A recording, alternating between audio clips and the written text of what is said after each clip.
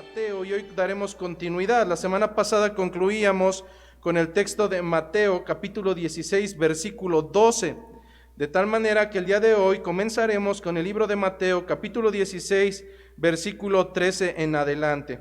El día de hoy estaremos tocando 2 o 3 puntos que son tabús dentro del ámbito religioso y que en ocasiones la falta de fidelidad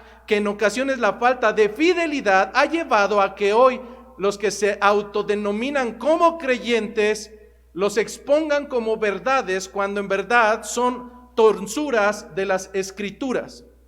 Pero cada uno de nosotros daremos cuenta al final de nuestros días, hasta de las palabras vanas que hayan salido de nuestra boca, de toda palabra ociosa daremos cuenta. Cuanti más, si a la luz del libro de Gálatas hay una llamada de atención que será maldito todo aquello que venga y predique otro evangelio. No es que haya otro evangelio, dice el libro de Gálatas, sino que habiendo algunos entre ustedes que os quieren molestar, han venido a predicar un evangelio diferente. Pero el juicio en el libro de Gálatas es muy claro: maldito aquel que venga y predique otro evangelio, sea alguno de nosotros o sea un ángel. Y por tanto, prefiero mayormente que el día de hoy escudriñemos las Escrituras y no que me encuentre junto con ustedes predicando basura, que no es el evangelio de Cristo. Por tanto, oremos antes de comenzar para que en esta tarde sea expuesta de una manera fiel, lo más fiel posible, las Escrituras de nuestro Señor. Ahí donde te encuentras, dispón tu corazón y oremos juntos a nuestro Señor para que este día su palabra sea la que penetre hasta lo más profundo del corazón. Bendito Señor, te doy gracias, Padre bueno, por el honor que me brindas nuevamente y el privilegio de poder exponer tus Escrituras. Mira, Señor, que tengo conciencia de que eres un Dios fuerte y celoso, que no comparte su gloria con absolutamente nada ni nadie, pues solamente, Señor, tú eres merecedor de toda la gloria y de toda la honra. Por tanto, Señor, permite que exponga tu palabra y no la mía, que a través de tu Espíritu Santo, Señor, podamos ser confrontados y convencidos de pecado, que a través de tu palabra, Señor, nos incentivemos unos a otros a caminar en santidad, sin la cual nadie podrá verte. Padre bueno, de la misma manera que pido que hoy tomes mis labios, mi corazón, las intenciones, Señor, correctas, a través de tu Espíritu, de la misma manera, Señor, yo te pido que tú abras el entendimiento, que tú abras el corazón, Señor, de cada uno de los que hoy está entre nosotros, que sea a través de tu palabra y solamente tu palabra, Señor, que los corazones empedernidos sean desquebrajados, que sea a través de tu palabra y solamente de tu palabra, que nos convenza, Señor, de que somos hombres y mujeres faltos, transgresores de la ley, y que por tanto, Señor, ciertamente necesitamos de un Mesías, de un Salvador, de un Redentor, de tu Hijo amado Jesucristo. Y a través, Señor, de su nombre, que es sobre todo nombre, te pedimos escuches nuestra plegaria para poder alimentarnos en este día de tu palabra que es fiel y verdadera. Te lo pedimos, Padre bueno, en el nombre de Jesucristo. Amén. Vamos entonces a nuestras Escrituras, al libro de Mateo, capítulo número 16, versículo 13 y hasta el versículo número 20. Libro de Mateo, capítulo número 16, versículos 13 hasta el versículo 20. Y dicen las Escrituras en esta mañana: viniendo Jesús a la región de Cesarea de Filipo, preguntó a sus discípulos diciendo: ¿quién dicen los hombres que es el Hijo del Hombre? Ellos dijeron: unos dicen que eres Juan el Bautista, otros que eres Elías, y otros más que eres Jeremías o alguno de los profetas. Él les dijo: ¿y vosotros? ¿Quién decís que soy yo?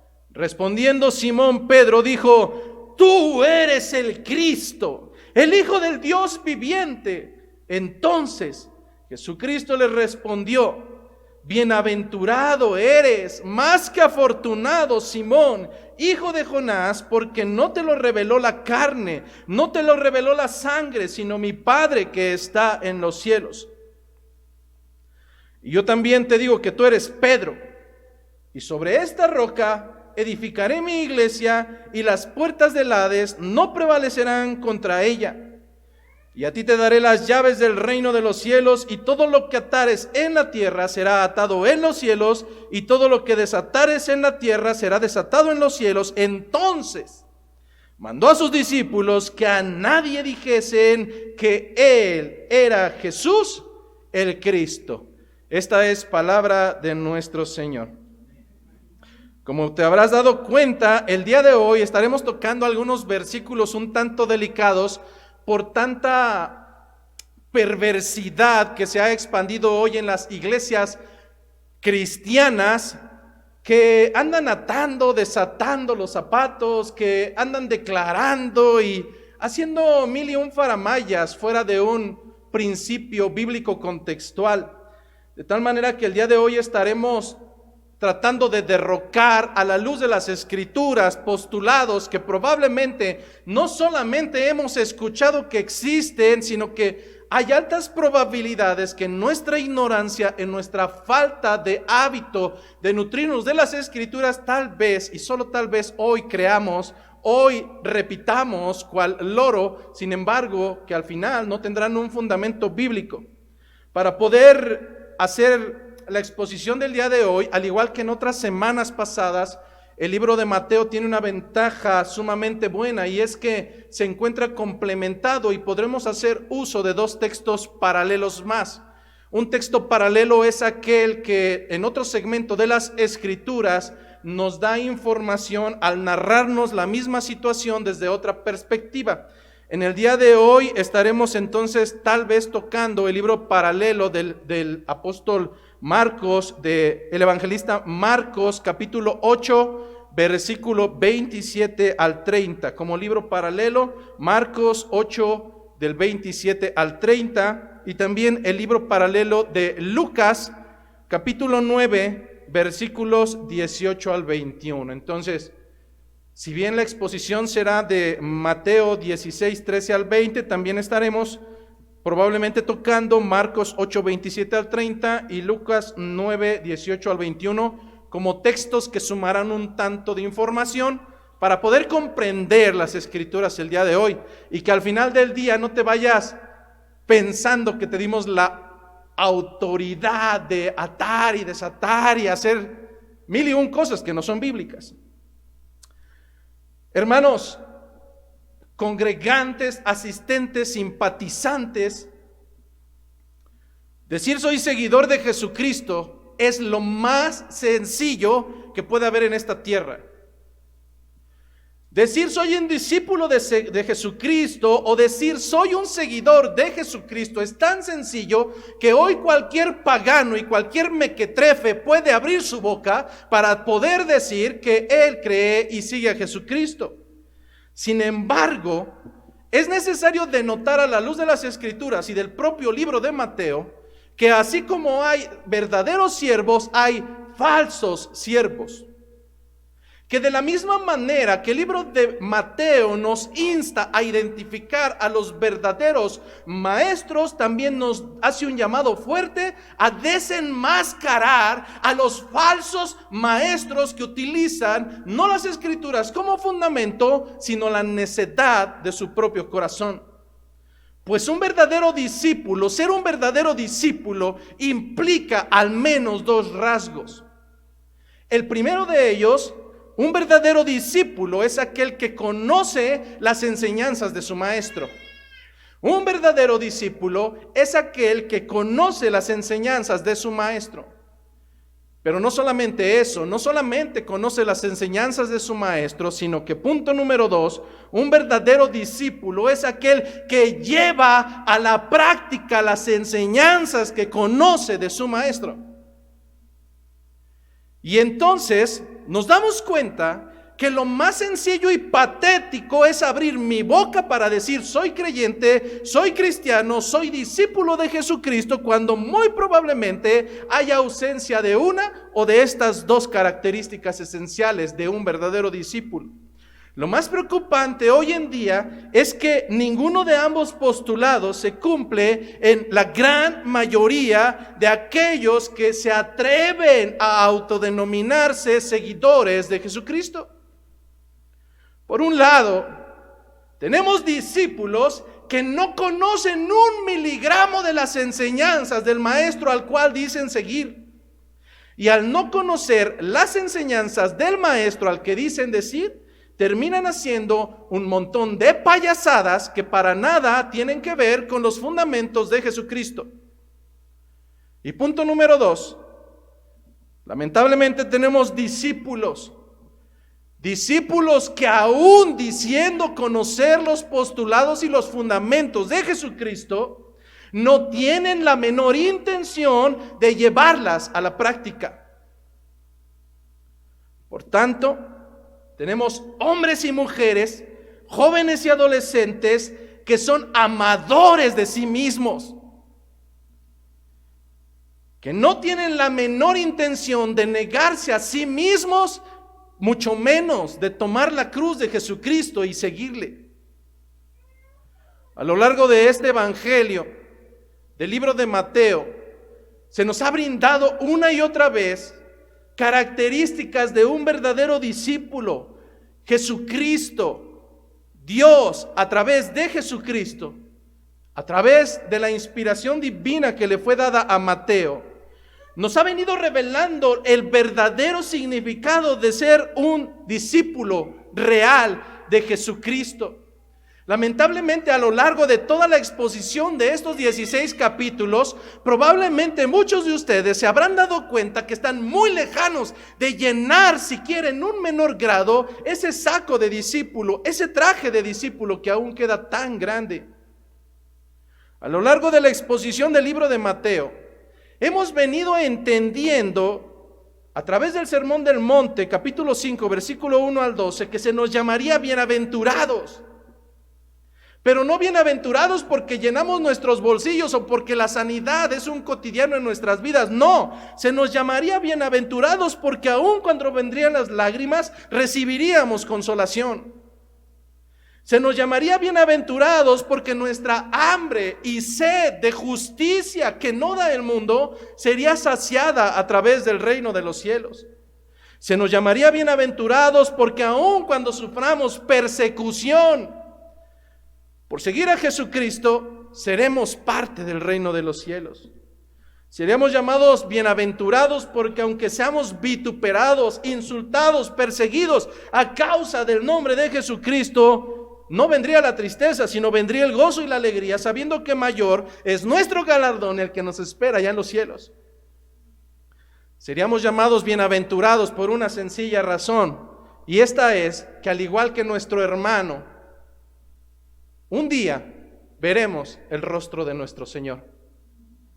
A través del libro de Mateo, se nos ha enseñado en el capítulo 5, versículo 13 al 16, que un verdadero discípulo está llamado a ser la sal del mundo, aquella que en exceso tendrán ganas de escupirla. Pero no solamente la sal del mundo, sino también la luz en medio de las tinieblas. Mas no fuimos llamados a ser los caramelos del mundo, aquellos que son dulces y permisivos ante el pecado. No fuimos llamados a ser el caramelo que endulza, ni la luz que se avergüenza y se oculta para pasar desapercibida frente a los gentiles. A través del libro de Mateo hemos comprendido, capítulo 5, versículos 21 al 48, que las métricas de Dios para sus discípulos son mucho mayores que la de los religiosos. Que las métricas de nuestro Señor son mucho más altas. Mientras a los antiguos, a los judíos se les decía, no matarás, a los verdaderos discípulos se les dijo que cualquiera que incluso se enoje con uno de sus hermanos, será culpable del juicio y expuesto al infierno de fuego. A través del libro de Mateo se nos dijo que mientras para los religiosos se les decía, no cometerás adulterio, es decir, no tendrás intimidad sexual con alguien que no es tu esposa, a los discípulos se nos dice que cualquiera que incluso mira a una mujer para codiciarla, a partir de ese momento ya adulteró en su corazón. Mientras a los antiguos, a los judíos, se les decía, no jurarás el nombre de Dios en vano. Los discípulos, aún sin necesidad de jurar, deberán de ser congruentes en su caminar. Cuando digan sí, deberán de cumplir con ese sí. Cuando digan no, será cumplir con ese no. Y no será necesario ni siquiera jurar por el cielo, ni jurar por las plantas, ni jurar por la Biblia. Simplemente tu palabra debe de valer porque eres un verdadero discípulo de Jesucristo. Mientras los demás actúan bajo la ley del talión, ojo por ojo, diente por diente, me la haces, me la pagas. Un verdadero discípulo, escucha bien, un verdadero discípulo tiene que soportar el agravio. Un verdadero discípulo tiene que soportar el agravio siempre y cuando es a causa de Jesucristo. Al punto incluso de llegar a lo impensable, a amar a tus propios enemigos. Un verdadero discípulo comprende que no es llamado a ser tibio, que no es llamado a hacer las cosas a medias, que no puede comprometerse medianamente con el Jesucristo, sino que es llamado a ser perfecto, así como su Padre, nuestro Padre que está en los cielos, lo es. A través del libro de Mateo, en el capítulo 6, comprendimos que un discípulo no está llamado a hacerse tesoros en esta tierra. Ese no es su objetivo, como los mediocres de la prosperidad lo exaltan. Un verdadero discípulo no está llamado a hacerse tesoros en esta tierra, donde la polilla y el orín corrompen, sino a hacerse tesoros en los cielos, donde no hay absoluta corrupción. Porque de acuerdo a las Escrituras, donde está tu corazón, donde está tu tesoro, ahí está tu corazón. Y si tus tesoros están en esta tierra, tu corazón quedará en esta tierra. Pero si tus tesoros están en los cielos, tu corazón irán tras de ellos. A través del libro de Mateo hemos comprendido que un discípulo no se afana pensando en qué habrá de comer o qué habrá de beber. Eso hacen los gentiles, eso hacen los que caminan sin Dios, sin luz, sin esperanza. Mas nuestro Padre Celestial, para los verdaderos discípulos, nuestro Padre Celestial, quien cuida incluso de las aves, quien cuida incluso de las plantas del campo silvestre, sabe ¿de qué tenemos necesidad tú y yo? Y te lo puedo asegurar que un verdadero discípulo comprende que todo llegará porque Dios es bueno. Por ello, el libro de Mateo nos ha enseñado que un verdadero discípulo primero buscará del reino de Dios y de su justicia bajo la convicción y la certeza de que lo demás, cualquiera que sea, de que lo demás será añadido por nuestro Señor. Por tanto, un discípulo no es aquel quien dice serlo. Por tanto, decir que eres discípulo es lo más sencillo que puede haber en esta tierra. Pero no, un discípulo, un verdadero discípulo, no es el que abre su gran boca para decir soy seguidor de Jesucristo. Un verdadero discípulo es aquel que a la luz de Mateo 7:15 al 23 da evidencia de en verdad serlo. Las palabras serán sencillas, por sus frutos los vas a conocer, porque todo buen árbol en su tiempo dará buenos frutos, pero todo árbol malo, de la misma manera, dará frutos malos. Por sus frutos los vas a conocer. Si tú me conoces por 2 días, dirás que soy amoroso y que no hay mayor amor que el que pudiera tener. Conóceme tal vez 1 año y las cosas tal vez sean diferentes. Por sus frutos, con el tiempo, por sus frutos los conoceréis. Porque lamentablemente aquellos que hablan y dicen ser discípulos pueden ser buenos actores, en otras palabras, pueden ser buenos hipócritas profesionistas que durante 2 horas simulan ser creyentes. Pero ser discípulo es serlo dentro y fuera de la iglesia. Ser discípulo es serlo cuando te ven y cuando no te ven, bajo el entendido de que no importa la vista de los hombres, porque aquel que escudriña los corazones será el que te enjuicia al final de tus días. Aquel que pueda permitir salir aquello incluso que en la oscuridad, lo más vergonzoso que hayas hecho, se ha puesto en evidencia. Así es que a la luz de Mateo 7:21, no todo el que le diga Señor, Señor, no todo el que le diga soy discípulo entrará en el reino de los cielos, sino ¿quién? Y aquí las cosas se complican. Quien hace la voluntad, quien hace la voluntad del Padre que está en los cielos. Y ahí es cuando hay dificultades. Dicen las Escrituras, muchos discípulos dirán en aquel día, ¿no profetizamos en tu nombre? Y en tu nombre echamos fuera demonios, y en tu nombre hicimos muchos milagros. Y entonces, ¿cómo contestará el Señor? Y entonces Él les dirá, nunca te conocí, apártate de mí, hacedor de maldad. Luego entonces, no solamente en esta tierra hay gente convencida de que es discípulo, en aquel día de juicio aún continuará pensando en la perversidad y necedad de su corazón, que sigue siendo discípulo. Señor, ¿no en tu nombre profetizamos y echamos fuera demonios y en tu nombre hicimos muchos milagros? ¿Y eso qué?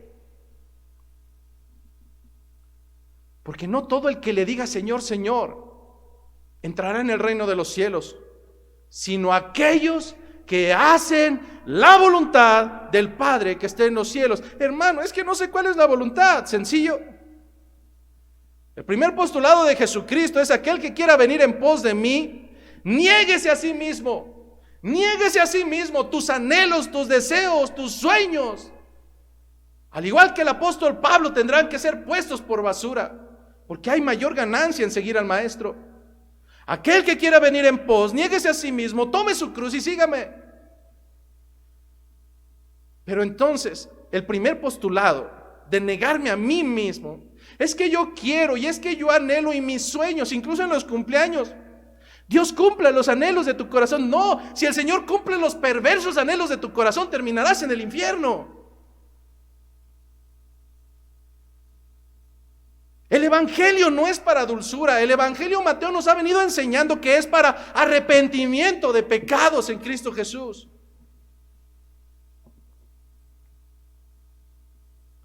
Por tanto, domingo a domingo, la predicación tiene un objetivo sumamente claro, y es que a través de las Escrituras te convenzas que el postulado que Jesucristo en el evangelio no es que vengas a llenar tus bolsillos, no es que vengas a sanidad, no es que todas las cosas vayan bien conforme a lo que tú anhelas, es que los hombres y mujeres de esta tierra se convenzan de que son transgresores, de que son quebrantadores de los postulados del Señor, y que por tanto su destino es el lago de fuego. Y que solamente, solo si se arrepienten de sus pecados de corazón. Ojo, la palabra que se utiliza como arrepentimiento es un cambio de conducta, un cambio de corazón. De la palabra arrepentimiento que estamos utilizando, no es la misma que se utiliza cuando Judas regresó las monedas.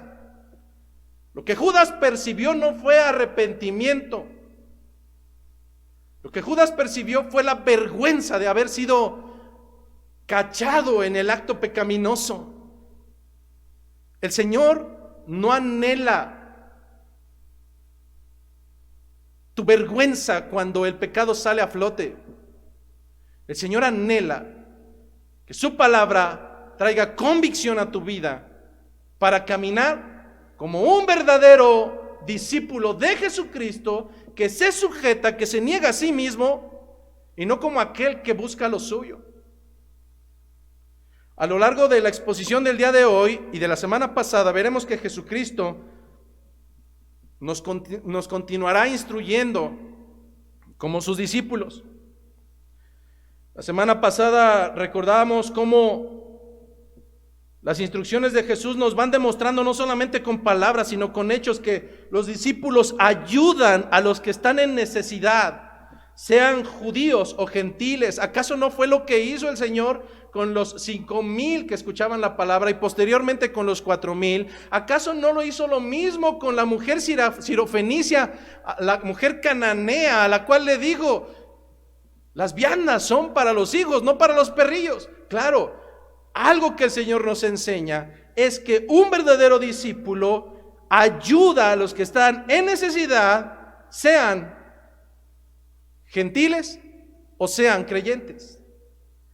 A lo largo de las siguientes escrituras, el Señor nos irá enseñando que, lejos de lo que tú piensas de, pues ¿qué pasa? En otra iglesia dicen otras cosas y no me dan el fundamento bíblico, pero ¿qué tiene? No pasa. No, sí pasa algo. La semana pasada el Señor nos enseñaba como sus discípulos que necesitamos estar en guardia contra las falsas enseñanzas y erróneas enseñanzas de los fariseos y de los saduceos.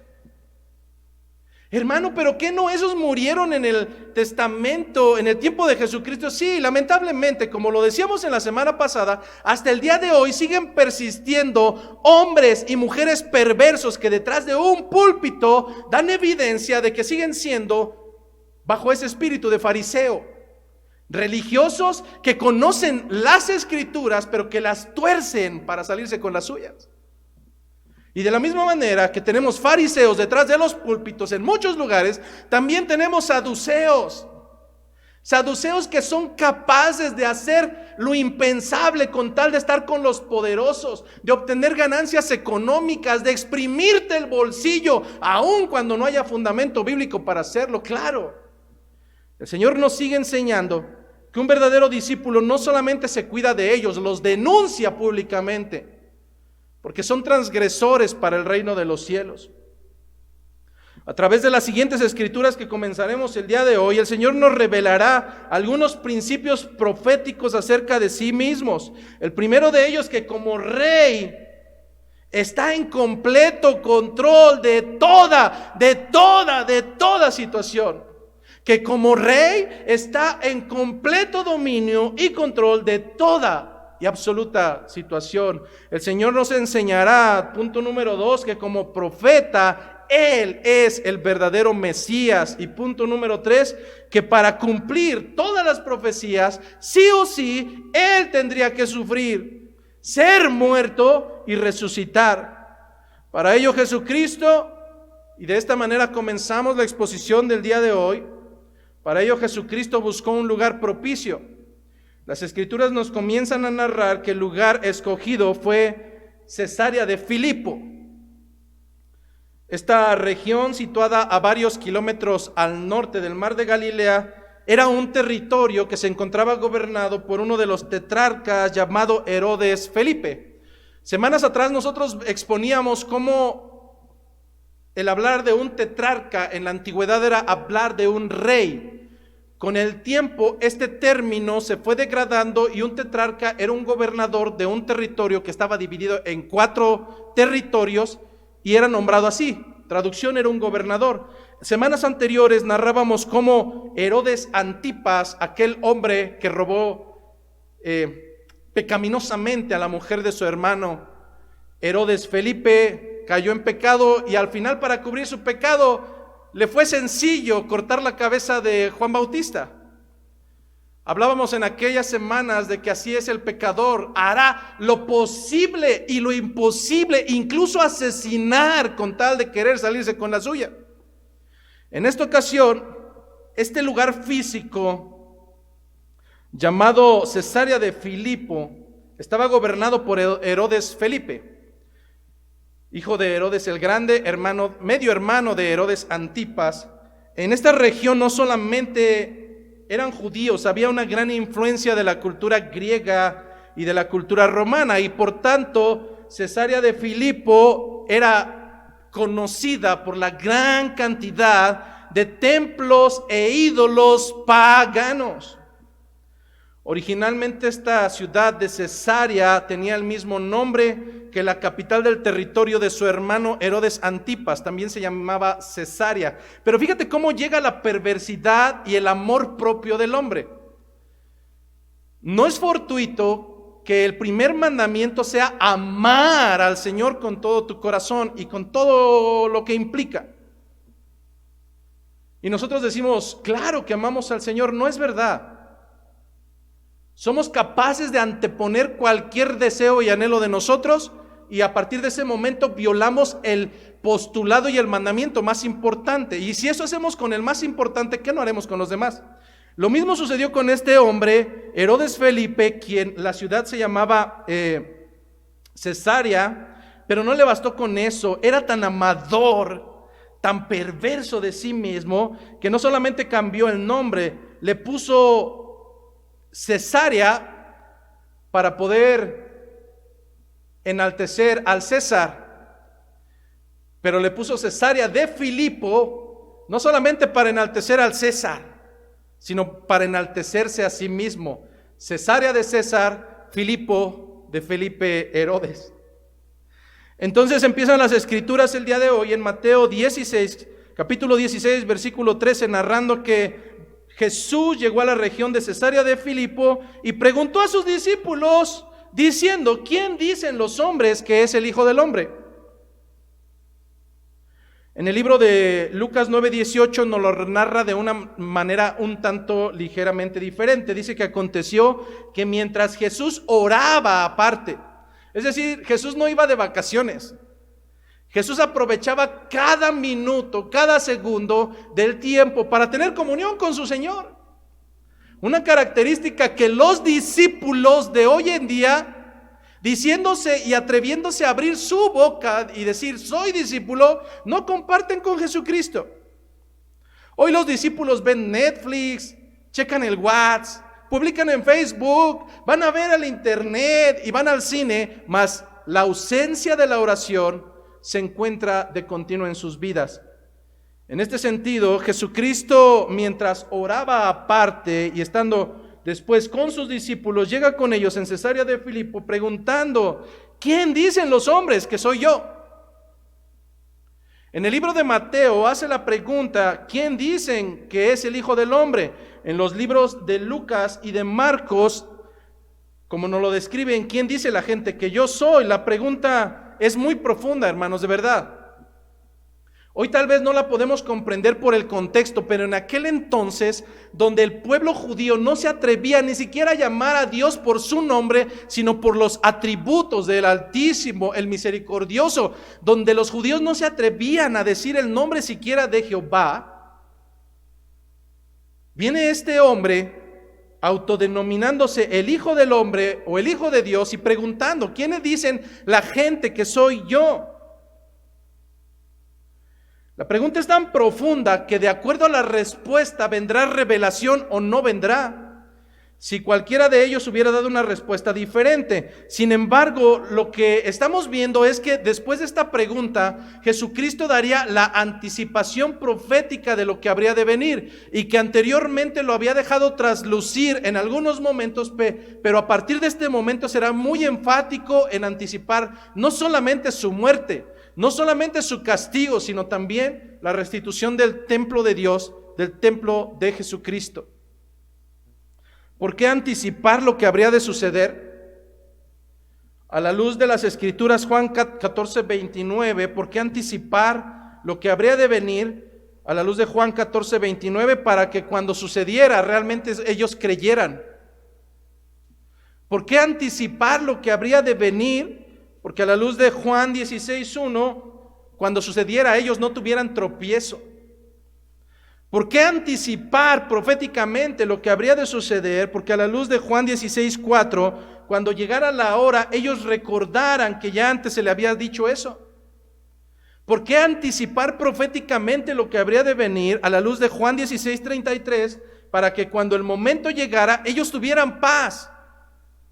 Pues si bien en el mundo tendrían aflicción, su confianza estaría en que aquel había vencido al mundo.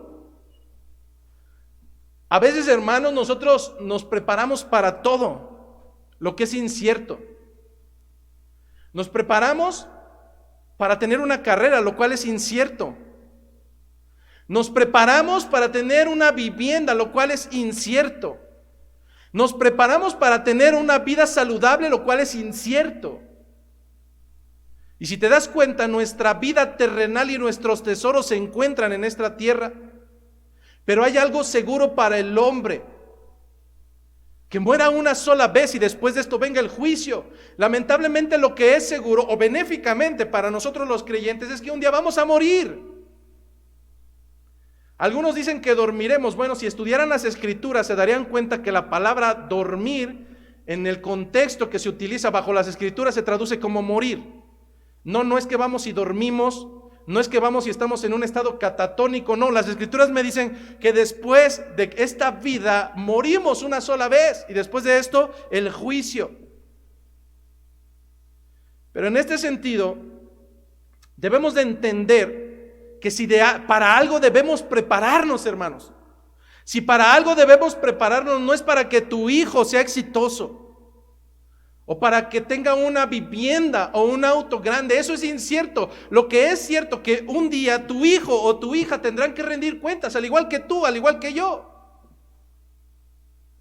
Ciertamente nuestro llamado es estar preparados para el momento en que el Señor requiera nuestras almas. Porque ¿de qué servirá la riqueza? ¿De qué servirá la salud y que tengas una vida hermosa si al final de tus días, con todo y salud y con todo y riqueza, terminas en el infierno? Por eso nuestra esperanza y la seguridad es en aquel, el Hijo de Dios viviente, que no solamente predecía su muerte, predecía algo que para nosotros es importante, y es su propia resurrección. Porque si Jesucristo no hubiese pasado por la resurrección, vana sería nuestra creencia.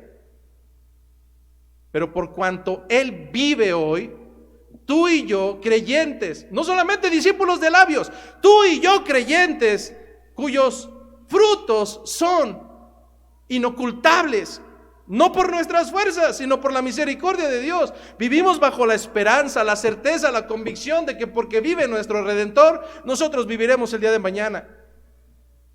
Ante esta pregunta, ¿quién dice la gente que soy yo? ¿Quién dice la gente que soy yo?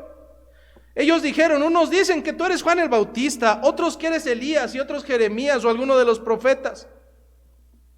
Lucas 9:19 todavía nos brinda un poco más de información. Otros dicen que algún profeta de los antiguos que ha resucitado. La respuesta de los discípulos acerca de lo que pensaba la gente, yo no sé cuántas veces te has puesto a pensar en esto, pero esto implica muchas más cuestiones doctrinales que solamente lo que viene a la luz. El hecho de que un religioso, conocedor de las Escrituras, conocedor de las promesas de Jehová, dijera que Jesucristo era la resurrección o la reencarnación de un profeta, eso era una blasfemia. Probablemente algunos de ellos, basados en Deuteronomio 18:18, dirían que Dios levantaría un profeta de entre ellos, pero la enseñanza jamás ha sido acerca de la resurrección terrenal, mucho menos de la reencarnación. Así es que lo que pensaba la gente era que Jesucristo ciertamente era algún precursor del Mesías, mas ninguno de ellos decía que Él era el Mesías prometido. Hasta este momento, Jesucristo ha mostrado evidencia de tener autoridad sobre los demonios, autoridad sobre las enfermedades, autoridad sobre las tormentas, autoridad sobre las olas. Y ellos dicen que este no es el Mesías, sino un precursor, es un profeta. O a lo mejor Juan el Bautista que resucitó. ¿Te das cuenta cómo las cosas no han cambiado y delante de nuestros ojos podemos ver tantas maravillas, tantos milagros del Señor y podemos seguir cegados y decir, bueno, sí, Jesucristo es mi Señor, pero no le sigo ni le obedezco? Delante de nuestros ojos, delante de nuestras vidas, te puedo asegurar que ni un solo día ha faltado alimento en tu mesa por misericordia de Dios, y aún sigues pensando, bueno, sí, Jesucristo es mi Señor, pero me vale un pepino lo que diga. No estamos muy distantes del conocimiento de aquel entonces. Todos ellos estaban cegados. Los discípulos, por misericordia, no quisieron recordarle que unos versículos anteriores, algunos de aquellos fariseos y saduceos habían dicho que Jesucristo ni siquiera era profeta, ni siquiera era Juan Bautista. No, si él actuaba porque él provenía de Belcebú, de Satanás. Por misericordia, los discípulos omiten aquel trago amargo. Pero después de esta primera pregunta viene una aún mucho más profunda. Eso dice la gente. Versículo 15, la segunda pregunta. Él les dijo, eso dice la gente, y vosotros, ¿quién decís que soy yo? Dijo Jesucristo. Eso piensa la gente, que soy un precursor, pero ustedes, ¿quién creen que soy yo? Si te hiciéramos esta pregunta, tal vez estaríamos ante una respuesta sumamente degradante. Si te preguntáramos a ti en esta mañana, ¿tú quién piensas que es Jesucristo? Tal vez la respuesta sería, pues un títere guiñol al cual puedo hacerlo como yo quiera y que tiene que responderme como a mí me plazca. Tal vez si la pregunta te la hiciéramos a ti, la respuesta sería aún más degradante. Jesucristo es religión y solamente lo cumplo los días domingos y durante una hora, pero después de eso vuelvo a ser hijo de Satanás y no pasa absolutamente nada. Si te hiciéramos la pregunta a ti, probablemente la respuesta sería tan denigrante que pudieras decir, es un uso al cual llamo cuando necesito, cuando estoy urgido, cuando mis problemas están hasta el tope, pero después de que satisface mis necesidades, es un artículo de desecho que tiro a la basura porque ya no me sirve más.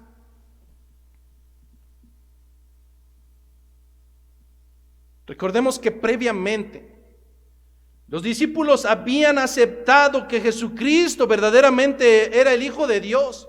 Después de que la tormenta azotaba aquella barca en la cuarta vigilia de la noche, cuando los discípulos se habían adelantado y estando al centro del mar de Galilea, cuando vino una tormenta fuerte y vieron a Jesús caminar en medio de esa tormenta sobre las aguas y dijeron, ¡un fantasma! En aquella escena donde la tormenta hizo presa de aquella barca, después que Jesús manda callar a las aguas, ellos dijeron, en verdad tú eres el Hijo de Dios, pero probablemente aquello había sido solamente una expresión y una exclamación reactiva al momento presencial de un milagro. Lo primero que venía a mi mente es que estos discípulos, al igual que tal vez algunos, utilizan a Jesucristo solamente cuando ven un milagro. Solamente cuando reciben algo de Él y después vuelven a olvidar que realmente es el Hijo de Dios, que es el Hijo del Dios viviente. La pregunta es, ¿acaso eso es un verdadero creyente? ¿Acaso eso es un verdadero discípulo? Alguien quien utiliza a Jesucristo para saciar sus necesidades básicas y primarias y más primitivas y después de ello olvidarlo. Porque lamentablemente utilizamos a Jesucristo cuando nuestra barca está azotada por las mareas, cuando nuestras fuerzas se han debilitado, cuando se han esparcido y no tenemos a dónde más recurrir. Pero después, cuando el Señor extiende su misericordia, sana nuestras heridas, solventa nuestras necesidades, probablemente somos como estos discípulos. Desechamos a aquel que nos sirve a nosotros cuando nosotros lo requerimos.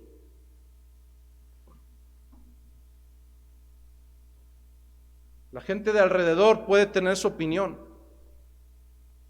pero a mí no me interesa lo que piensa la gente de afuera. Me interesa cómo es que tú percibes al Mesías. Me interesa que la iglesia local tenga una convicción total de que Jesucristo no es un muñeco guiñol, de que Jesucristo es el Rey de los Reyes, de que Jesucristo es el Mesías, es el Salvador. La pregunta es, ¿qué piensas tú? ¿Quién para ti es Jesucristo? Respondiendo Simón, Pedro dijo, tú eres el Cristo, tú eres el Hijo del Dios viviente. ¿A qué se refería Pedro? La palabra Cristo es un término griego que significa ungido.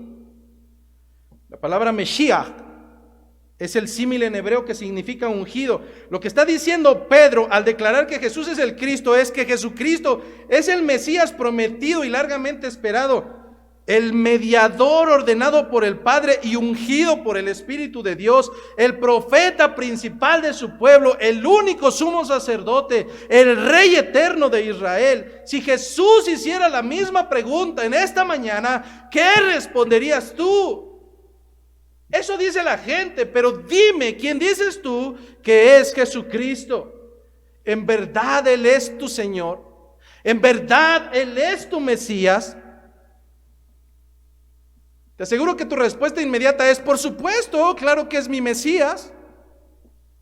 Por supuesto que el Señor es mi Salvador, mi Señor.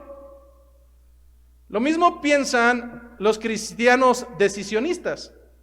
Seguramente algunos será la primera ocasión que escuchan este concepto, pero cuando lo ejemplifique entenderás a qué se refiere. Lo mismo dicen los cristianos decisionistas, aquellos que bajo una interpretación errónea de las Escrituras hacen creer a los gentiles, a los mundanos, a los cerdos, que ahora son parte del reino del cielo solo por hacer una oración. Si tú decides en tu corazón haciendo esta oración, ¿ya eres parte del reino? ¡Ay, qué fácil! Señor, qué sencillo. Es decir, a ver, déjame comprender. Si yo repito esta oración, si paso al frente y la repito yo ya al cielo. ¡Wow! ¡Qué hermoso!, ¿no? ¡Qué mentira del infierno tan hermosa!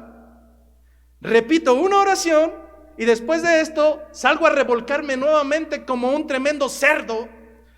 Y no pasa nada, porque yo ya soy hijo de Dios, yo ya repetí mi oración, pasé al frente y dije la oración que me dijeron. Repite conmigo esta oración. Señor Jesús, te necesito, gracias por morir por mí.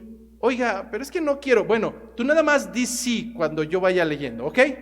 Incluso ni siquiera es necesario que la repitas. Tú solamente asienta con tu cabeza. ¿Te das cuenta cuán tonto es esto?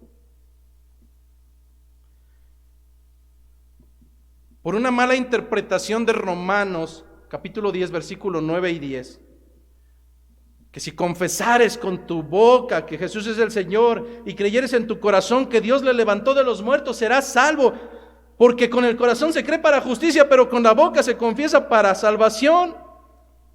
¿Ve? Aquí dice que si yo le confieso, será para salvación.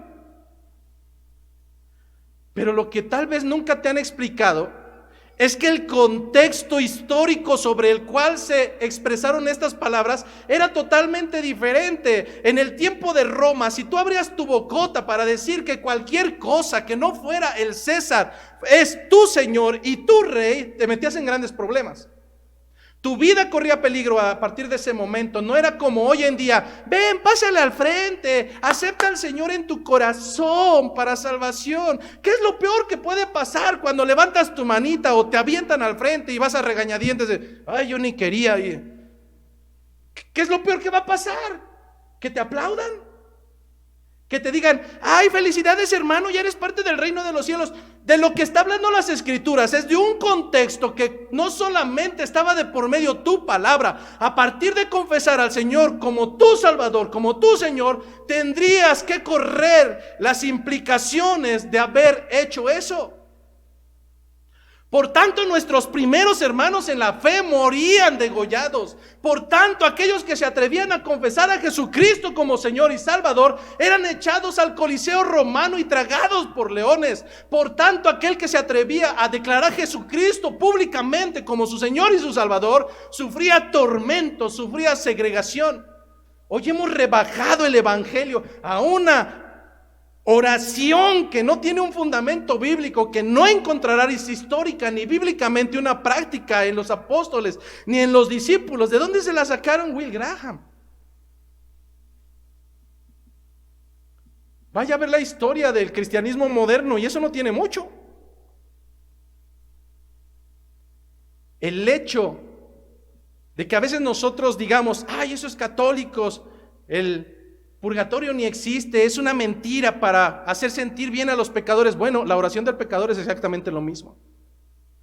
Depende la falsa idea de que eres salvo por repetir algo. No, la enseñanza de Jesucristo a través del Evangelio es que tú requieres arrepentimiento total de tus faltas. ¿Acaso no fue la enseñanza esa de Juan Bautista? Arrepentíos, arrepentíos. ¿Acaso no fue la misma enseñanza de Jesucristo en el capítulo 4 del libro de Mateo? Arrepentíos porque el reino de los cielos ha llegado. En donde me dice, repite esta oración y créelo en tu corazón. ¿Ya aceptaste al Señor en tu corazón? Al primero de ustedes que me encuentre una práctica idéntica a esa, le doy 1,000 pesos. Pero por cuanto es una baratija que sigue engañando a los hombres, haciéndolos pensar que son hijos cuando en verdad no lo son, te puedo asegurar que ese no es el llamado del Evangelio. El llamado es a arrepentirse, a caminar en santidad en Cristo Jesús. Y entonces nos damos cuenta que no es aquel que dice, Señor, Señor, yo soy tu discípulo, sino quien hace la voluntad del Padre. Y ahí tenemos un grande problema, porque entonces tengo una iglesia local llena de mucha gente emotiva que los días domingos grita, amén, amén, amén. Pero en su vida diaria no hay evidencia de que en verdad se hayan negado a sí mismos para vivir en sujeción a Jesucristo. ¿Te das cuenta? ¿Te das cuenta cómo hemos minimizado y degradado el Evangelio? Hoy cualquier patán, cualquier mujer mequetrefe puede decir soy creyente cuando no hay evidencia absoluta de arrepentimiento, mucho menos de seguir a Jesucristo. Sin embargo, Pedro se levantó y dijo, tú eres el Cristo, el Hijo del Dios viviente. Si un fariseo o un saduceo o un escriba estuvo presente, te aseguro que ya estaban sobre Pedro, gritando blasfemia, blasfemia, y buscando apedrearlo como mínimo. ¿Acaso no fue lo que sucedería en el libro de los Hechos de los Apóstoles con aquel apóstol que murió apedreado? ¿Te das cuenta cómo sacamos las cosas fuera de contexto? Y sí, seguramente no soy emotivo, pero buscaré ser bíblico, hermano. ¿Cuál fue la respuesta de Jesucristo? Versículo 17. Entonces le respondió Jesús, bienaventurado eres Simón, hijo de Jonás, porque no te lo reveló carne ni sangre, sino mi Padre que está en los cielos. Nuevamente las palabras tienen una implicación muy grande. Bienaventurado eres Simón, hijo de Jonás. Un recordatorio de que Pedro no es nadie. Un recordatorio de que Pedro no es Dios. Pedro, Simón, hijo de Jonás. Un recordatorio que eres terrenal e inmundo como cualquiera de los demás. Simplemente un humano, hijo de un padre humano. Entonces le respondió Jesús, bienaventurado eres Simón, hijo de Jonás, porque no te lo ha revelado ni carne ni sangre, sino mi Padre que está en los cielos. Traducción para nuestros tiempos. Puedes leerte toda la Biblia al derecho y al revés. Puedes traer un cerebro grandísimo y recitarnos las escrituras al derecho y al revés. Puedes pararte incluso detrás de un púlpito y abrir la boca y hablar cosas que suenen cristianas. Pero si la revelación no llega por parte de Dios, seguiremos hablando cosas humanas.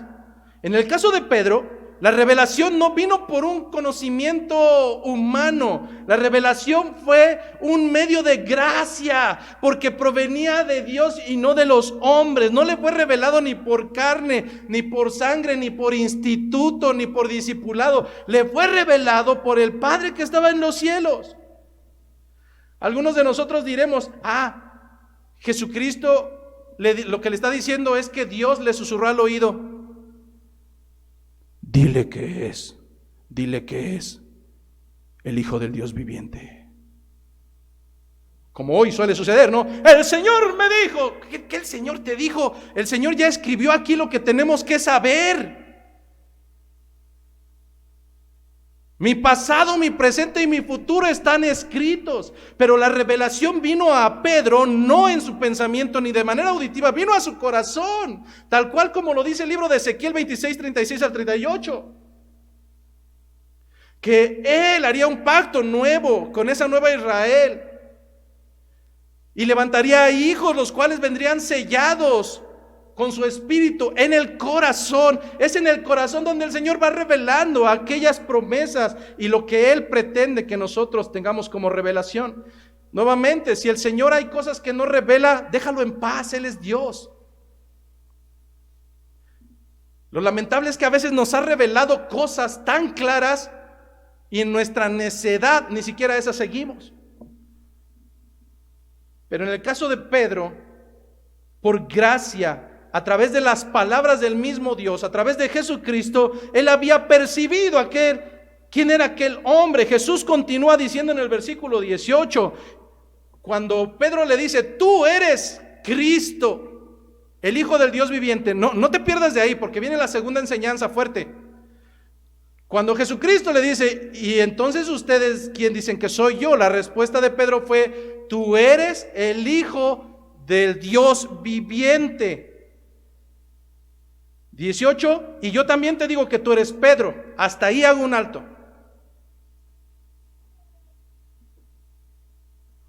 Hermana Ere, ¿quién dice que soy yo? El pastor José Luis. Y yo le digo que usted es Julia Heréndira. Hasta ahí vamos. ¿Quién dice usted que soy yo?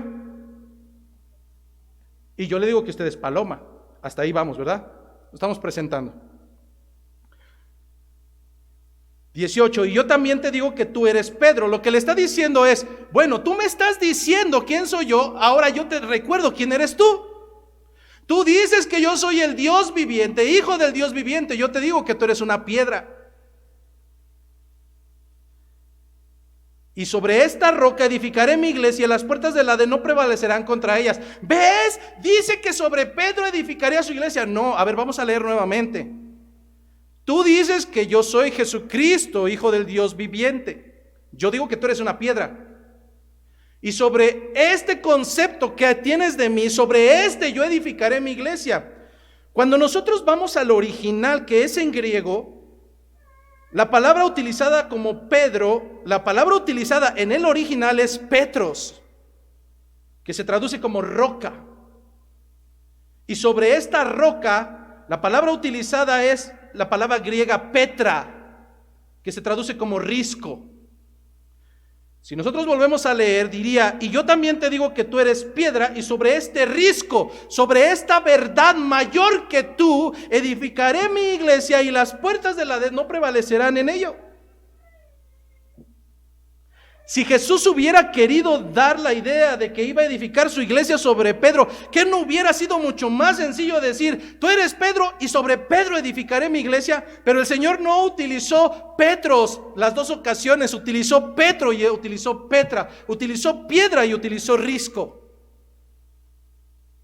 Para aquellos que siguen enarbolando que Pedro es la base de la iglesia de Jesucristo, tendremos que recordarles. Alguna vez alguien se atrevió en mi casa a decirme, bueno, es que católico ignorante, seguro protestante. No, discúlpame, nosotros sí leemos las escrituras.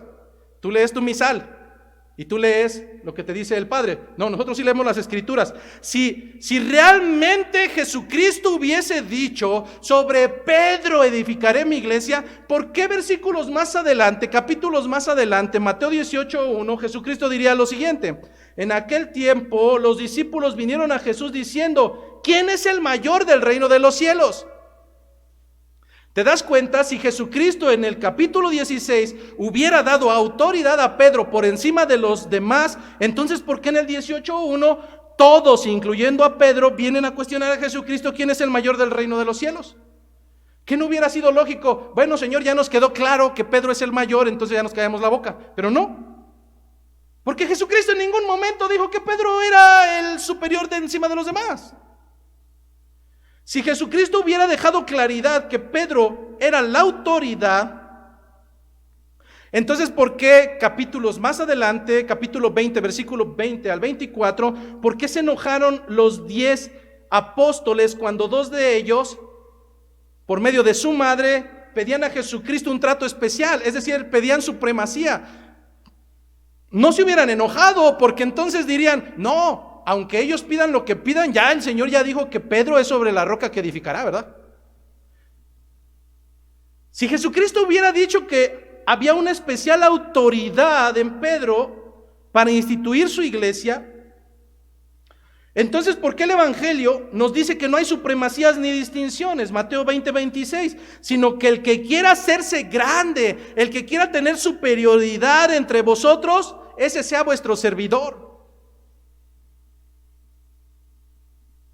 Si a Pedro se le dio, como dicen algunos, el señoría por encima de los demás, ¿por qué Pedro, en la epístola que él mismo escribe en Primera de Pedro, capítulo 5, versículo 2 al 3, dice lo siguiente: apacentad la grey de Dios que está entre vosotros, cuidando de ella, no por fuerza, sino voluntariamente, no por ganancia deshonesta, sino con ánimo pronto, no como teniendo señorío sobre los que están a vuestro cuidado, no teniendo señorío sobre los que están a tu cuidado, sino siendo ejemplo de ellos, de la grey.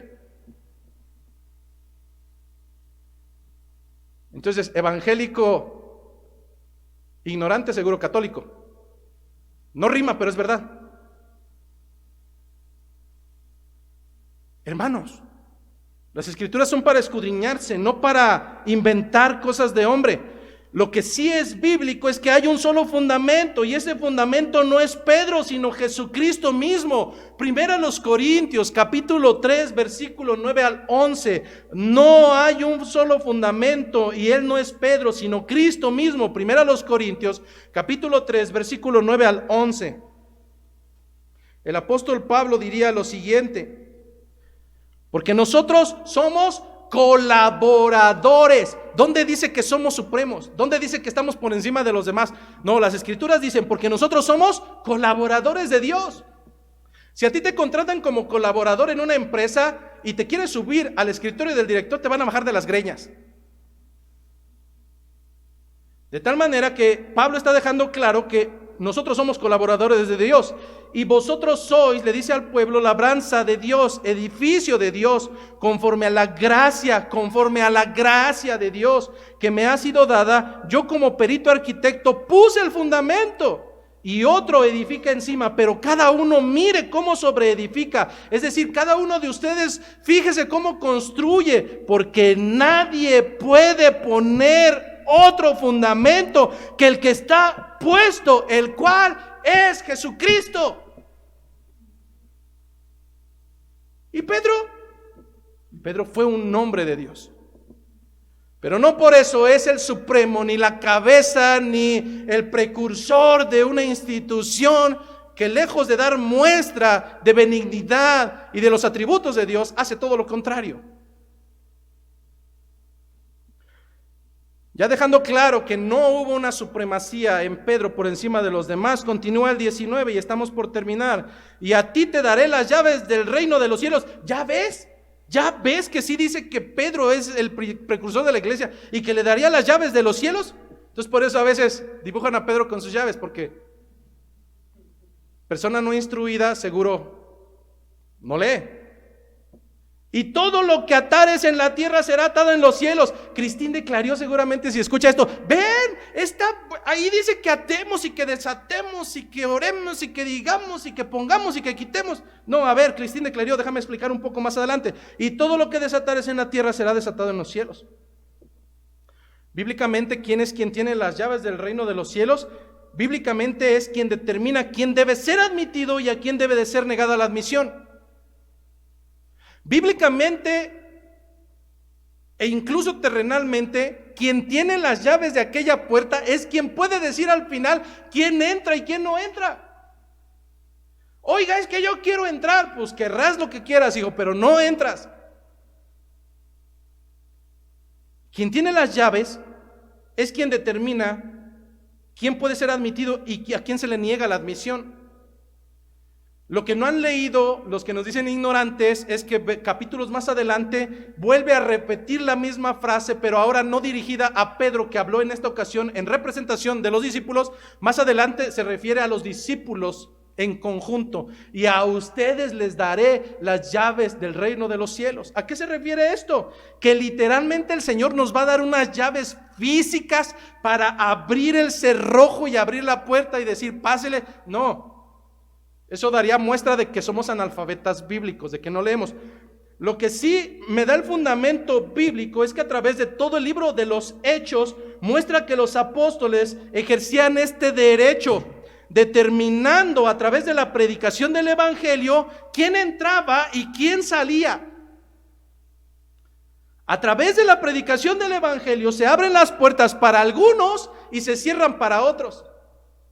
Te puedo asegurar que entre nosotros habrá algunos que domingo a domingo hayan estado aquí, o que el día de hoy vinieron por compromiso, por fuerza, pero simplemente las llaves del reino de los cielos no le permitirán la entrada porque su corazón está cegado, porque su corazón está empedernido, porque aun cuando quiera ir al cielo no podrá ser así.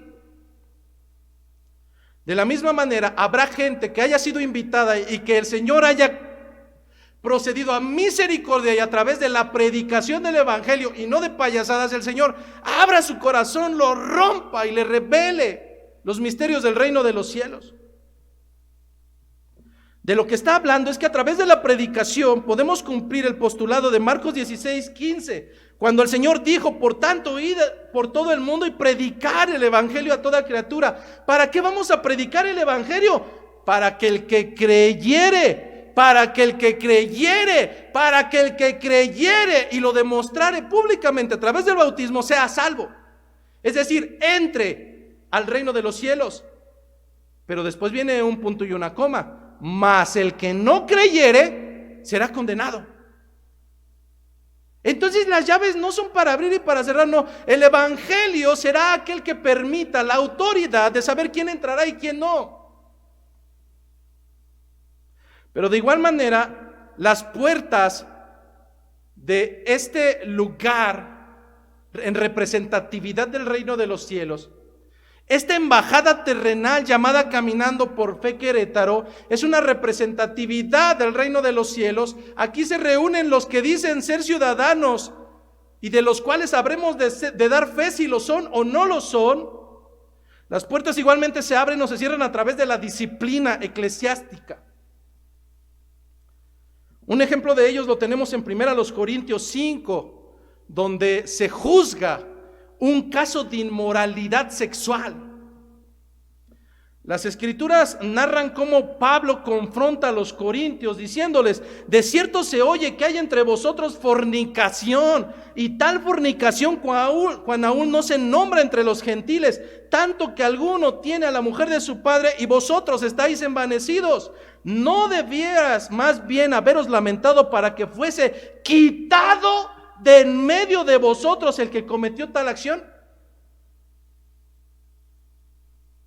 Ciertamente yo, como ausente en cuerpo pero presente en espíritu, ya como presente he juzgado al que tal cosa ha hecho. En el nombre de nuestro Señor Jesucristo, reuníos vosotros y mi espíritu con el poder, con la autoridad, con las llaves de nuestro Señor Jesucristo. El tal sea sacado, el tal sea entregado a Satanás para destrucción de la carne, a fin de que el espíritu sea salvo en el día del Señor Jesús. ¿Y las llaves? Disciplina. Disciplina eclesiástica, porque el Señor me ha llamado a pastorear ovejas, no a mover cerdos. Porque el Señor me ha mandado predicar su palabra para los hijos, no para los bastardos. Por tanto, la autoridad que se le dio a los discípulos es la misma autoridad que hoy sigue corriendo, no para maltratarlos a ustedes, sino para con ese poderío y esa autoridad determinar quién es hijo y quién no lo es. Porque por sus frutos los vamos a conocer. Atar y desatar no es quito la enfermedad y pongo la enfermedad y ato el dinero y desato el dinero. Esas son tonterías. Atar y desatar son expresiones rabínicas que se utilizaban bajo el sentido de prohibir y permitir. El fundamento actual es exactamente el mismo. Naturalmente, si una persona continúa haciendo y creyendo que lo que estaba prohibido es correcto y se niega a arrepentirse, este tendrá que ser disciplinado. El libro de Deuteronomio lo decía: aquel hijo que sea contumaz, es decir, una y otra vez ha sido reprendido, una y otra vez ha sido exhortado, no quiere entender, apedréalo. Hoy no los apedreamos, hoy los sacamos de aquí. La disciplina eclesiástica es cuidar la iglesia de Cristo y sacar a los perversos, entregarlos a Satanás, a aquellos que no tienen evidencia y invitación tras exhortación y disciplina no entienden, darán muestra de que no son parte del reino de los cielos y por tanto no tendrán nada que hacer en este lugar. El hecho de que hoy no se comprenda este concepto nos lleva a que en las iglesias cristianas le digamos hermano al perverso que hace porquería y media. Le digamos hermano al que caminó como hijo de Satanás y que no ha dado evidencia. Es mi hermano, no, ese es hermano de otro. Su padre es otro, no es mi hermano. Por tanto, de la misma manera que la disciplina eclesiástica cuida a través de la disciplina la entrada y la salida del reino de los cielos, atamos en la tierra y decimos: este es hijo, será atado en el cielo. Pero también desatamos y decimos: este no es hijo, no forma parte del reino de los cielos. De la misma manera en que se determina quién no es hijo, a la inversa, si una persona se arrepiente después de la disciplina de su mal camino, será perdonado, la exclusión será levantada. Esto es lo que nos enseñan las escrituras. Si bien en 1 Corintios 5 se expulsa a un perverso que tenía intimidad con su madrastra y los demás decían: no pasa nada.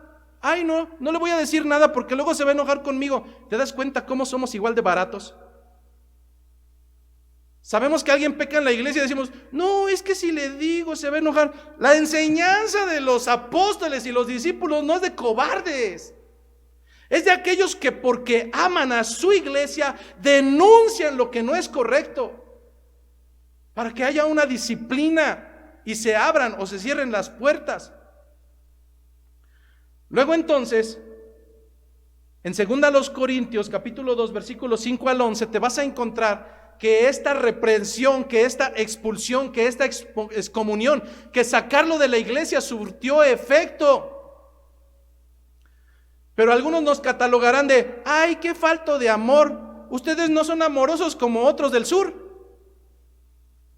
Aquellos sí tienen amor, ustedes no. Bueno, la disciplina del Señor es amor. Cuando tú tienes hijos y los disciplinas es porque los amas y porque no quieres que se pudran en el infierno. Cuando te vale un pepino, los dejas que hagan lo que quieran. Prostitúyete, habla como pulquero, ¿qué tanto?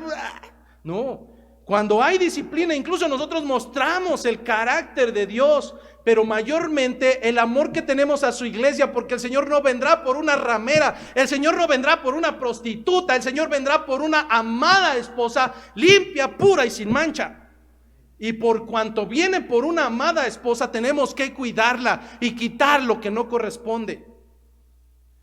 En el libro de 2 Corintios vemos que esa reprensión y esa excomunión surtió efecto. El hombre no cabía en llanto, el hombre no podía dormir, el hombre vivía arrepentido. Y entonces Pablo les dice: abracémoslos nuevamente, consolémosle y restaurémosle, no sea que se consuma de tanta tristeza. Pero cuando tú no ves arrepentimiento, tú dices: tú no eres del reino de los cielos, y por tanto tendré que cerrar la puerta. Este principio entonces, hermanos, sigue vigente en las iglesias de sana doctrina, donde realmente se cuida a la iglesia de Cristo. Nuestro llamado fue a ser pastores bíblicos para administrar la amada iglesia del Señor y no a actuar arbitrariamente, pues aún la disciplina se tiene que aplicar bíblicamente. aún la disciplina se tiene que aplicar bíblica y doctrinalmente. En las Escrituras jamás veremos un caso de humillación o de prepotencia, dejando claro que ni Pedro era más ni menos que los demás, ni los apóstoles eran más. Ya ves que ahora ya se llaman apóstoles, querubines, saltapatrás. No somos llamados a ser arbitrarios detrás del púlpito, sino a impartir disciplina y evangelio bajo la fidelidad de las enseñanzas de nuestro maestro. Eso es lo que hace un verdadero discípulo. Sin embargo, nosotros no somos llamados a ser discípulos solamente de labios, somos llamados a ser discípulos de corazón.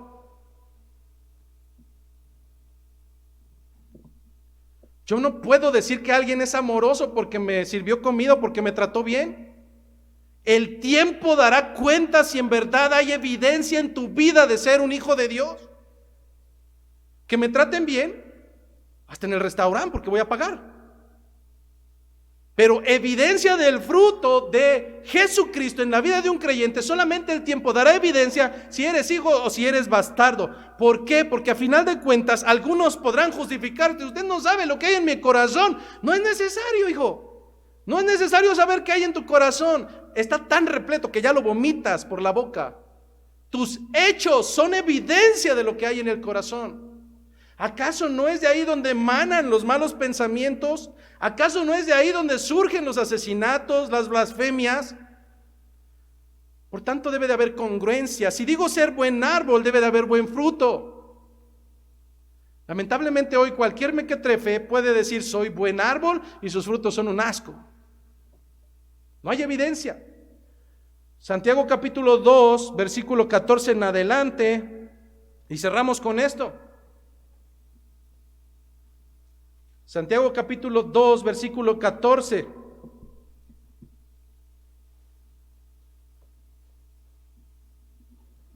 Y nuevamente la invitación es esta. De nada servirá que te jactes de ser el super saiyajin creyente, cristiano verdadero, la última uva en el refri. Si tu vida da muestra que en verdad eres un cerdo, puedes decir lo que quieras.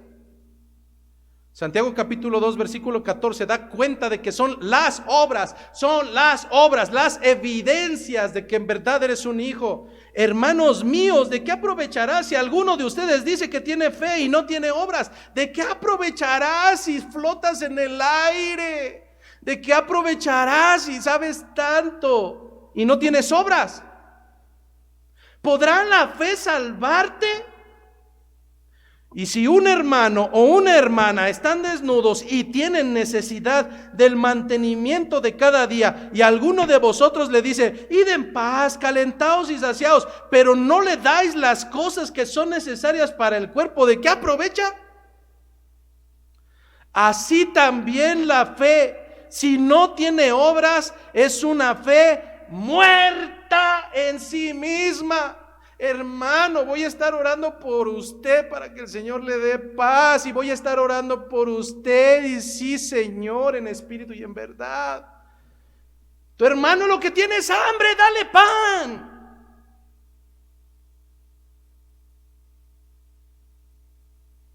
Continúa diciendo, pero alguno dirá, tú tienes fe y yo tengo obras. Muéstrame tu fe y tus obras. Muéstrame tu fe sin obras y yo te mostraré mi fe por mis obras. Tú crees que Dios es uno, bien haces. También los demonios creen y tiemblan, pero no se sujetan. Así es que, hermanos, hoy hemos hablado acerca de Jesucristo nuestro Señor, nuestro Mesías. Pero también es necesario que aquellos que nos digamos sus discípulos, los creyentes, los integrantes del reino de los cielos, dejemos de abrir tanto nuestras bocas y pidamos y supliquemos, roguemos misericordia del Señor para que no haga falta ponerle un pescadito a mi carro para que sepa que soy creyente. Que mis propias obras, mis propios frutos que provienen de la misericordia y por gracia del Señor sean las que hablen. De nada servirá que vayas por la calle con tu Biblia predicando, hijo de Satanás, cuando por ningún lado hay evidencia de aquello que dices que te ha salvado. Porque si aún hay una vida pecaminosa, la pregunta es, entonces, ¿de qué te salvaron? ¿De qué te limpiaron? Porque ahí sigue la suciedad. Un discípulo no es aquel que hace una oración, un discípulo no es aquel que pasa al frente, un discípulo no es aquel que dice serlo, un discípulo es aquel que lleva no solamente fruto, sino lleva mucho fruto, pero que sabe que es para la gloria, para la exaltación, para la majestad de su Señor y no de sí mismo. Porque si algo tenemos seguro, es de dónde nos ha sacado el Señor, de lo más ruin, de lo más menospreciado. Pero también sabemos por fe que a través del sacrificio de nuestro Señor Jesucristo, nuestro futuro está totalmente asegurado para reinar con Él, como lo hacen hoy nuestros hermanos que se han adelantado, para reinar con Jesucristo nuestro Señor por la eternidad. A Él sea la gloria.